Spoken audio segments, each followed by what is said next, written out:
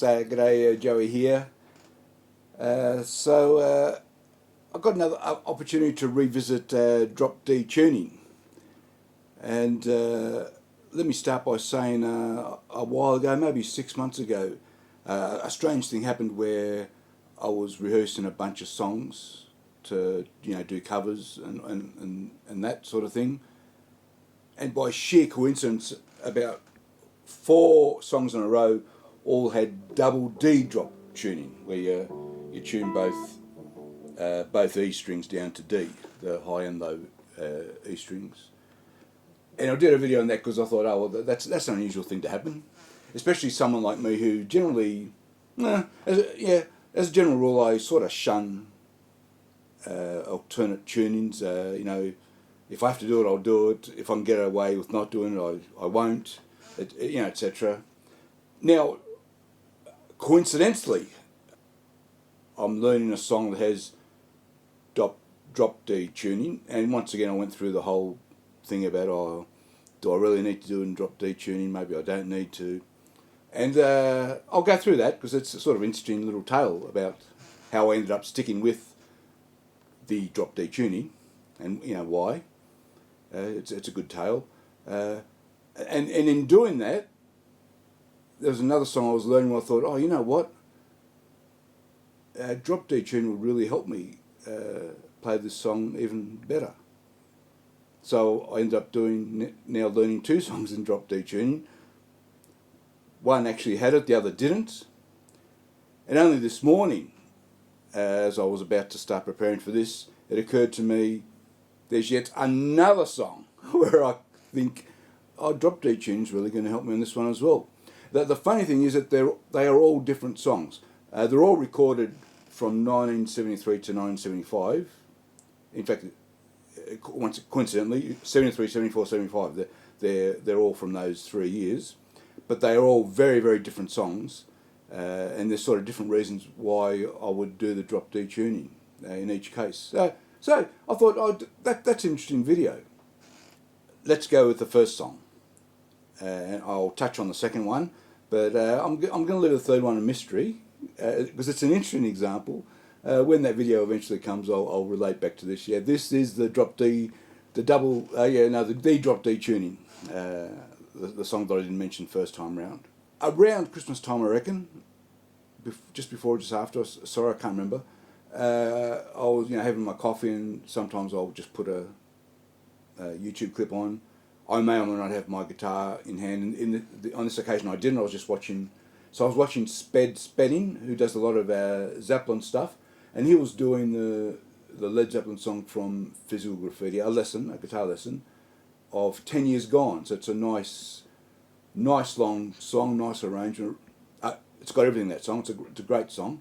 So he was playing through and it's got lots of different guitar parts, and he was playing through the various parts, and I just watched and sort of took note of what he was doing, what he was saying, etc.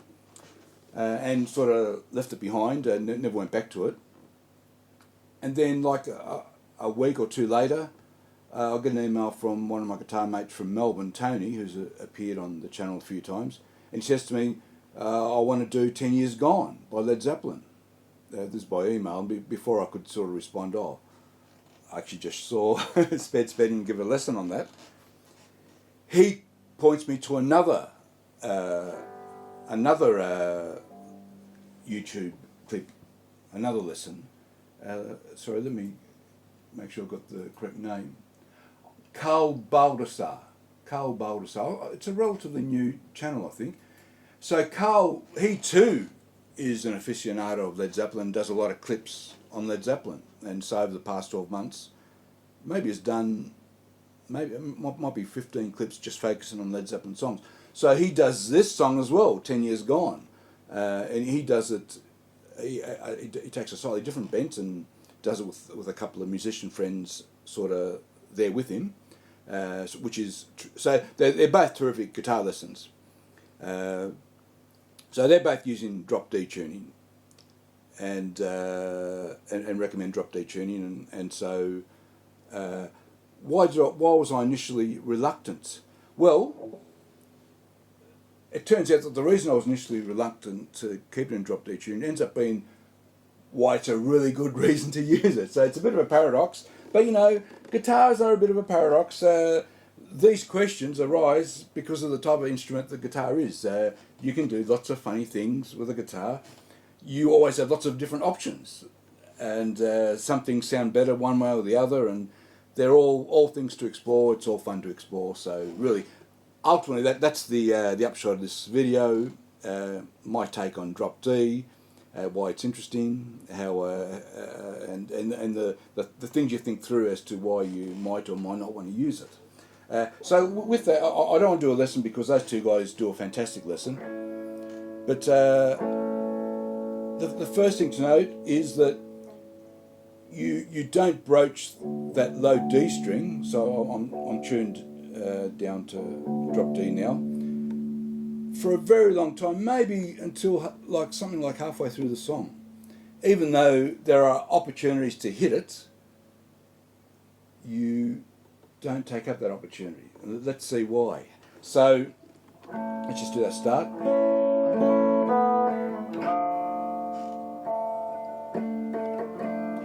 So interestingly, already now we're in a D minor shape in one of the inversions. So theoretically you could hit the low D there, but you don't. The guitar's basically got the F as the lower note, and then there might be the A string lingering from the A.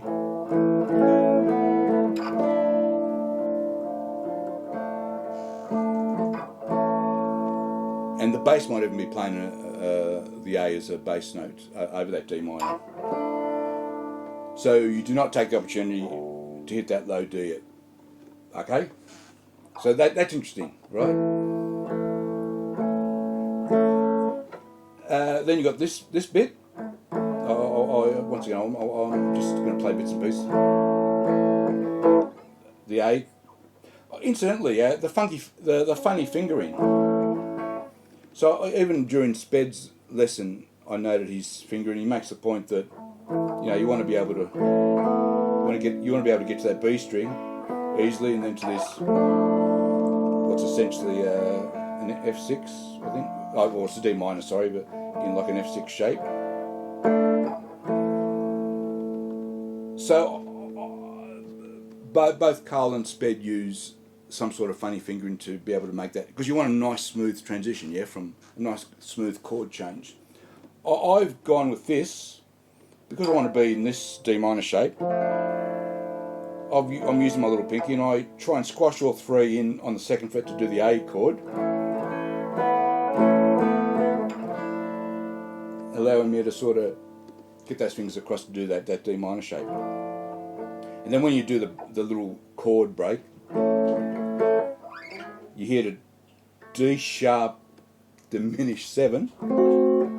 So I've still got my third finger and pinky in that same shape.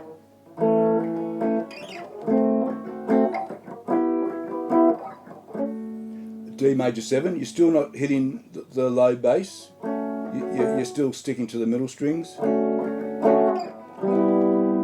C major 7, and then you got the. Now the interesting thing is, so we're now hitting the low string for the first time. But those notes, that's an E and that's an F. So if you're in standard tuning, you could still play that. And when I was first learning the song, I had just had the guitar in standard tuning. That's why I was playing it, using the open E and the F, and thinking, that's why I started thinking, gee, maybe I don't. And at that point, you're not hitting the low D at all. I was thinking, gee, do you really need to? That's why I was debating it. Do you really need to be in drop D here? So you've reached this point, and that whole song up to that point, and that repeats again. You do not ever need to broach the low D note at all.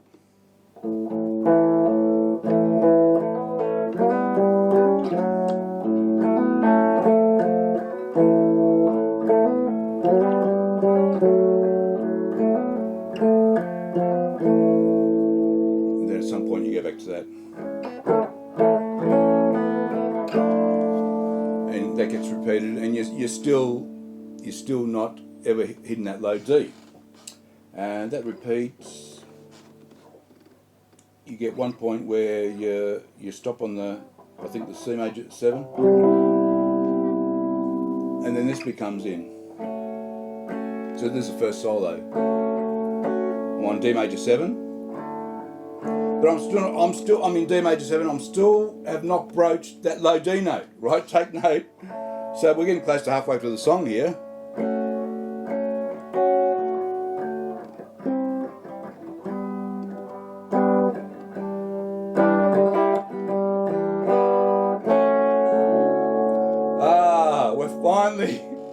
We have finally broached that low D right there.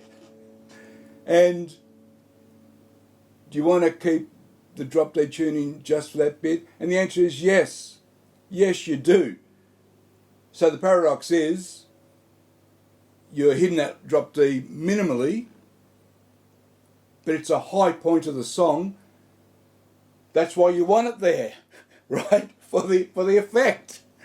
And it reminds me of Nigel and Spinal Tap when Nigel says, when you get up to 10 and you've got nowhere else to go. That's why he has an amp that goes to 11. Well, similar here, you've kept the low D in reserve to pull it out when it's most needed, yeah?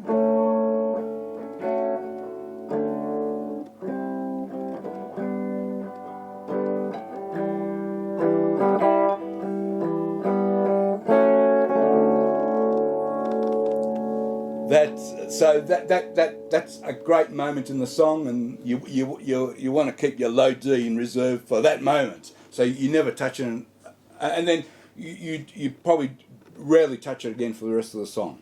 There are a couple of spots where you might. That bit only happens once in the song. You then get to the heavy bit.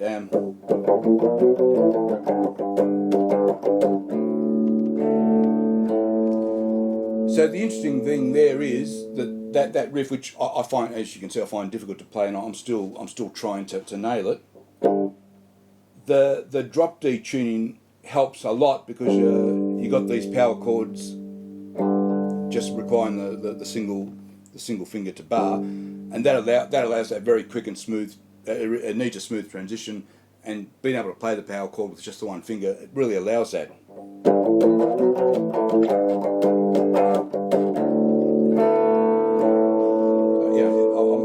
I'm still trying to nail that. So the drop D tuning definitely helps there. That leads to A major 7, back to D major 7. It might be optional whether you ever hit that low D. It probably doesn't matter one way or the other. Then you've got the G major 7. That's an interesting one. Lots of options here. Because the G note isn't readily available, you can play the G major 7 just with the over D there, and they're the same notes as this.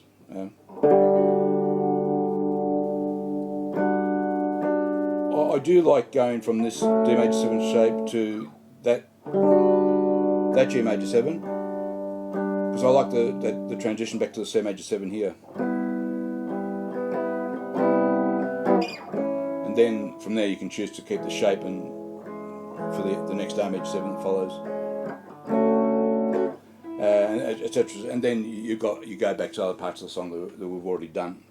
So yeah, there's one key moment where you pull out the low D note, and in the end I decided, yes, it's worth keeping for that one moment. It really is, I think. And the reason I was using not to use it, because I felt it's rarely needed, becomes a reason why you do want it, right? Because that rare use accents it, elevates the song, and yeah, you've kept something in reserve for that one moment. It's worth it. So yes, keep the drop D tuning for that alone, for that reason alone, and I guess for the heavy riff too. It makes that bit easier. So back to this heavy riff, it becomes the use of that heavy riff got me thinking about another use I could make of it. So the last video I did was doing the Australian classic rock blues classic. I remember when I was young, and I mentioned how I struggle to do the shuffle when I'm sitting. I was doing this G position, and then I thought, here's a G. Oh yes, that's an easy shuffle. Yes. And us old blokes should make use of that shape more often, because it makes the blues shuffle dead easy, keeps it clean, yeah, even that transition. And if the rest of the bits I'm playing are on the high strings, as that C7 is,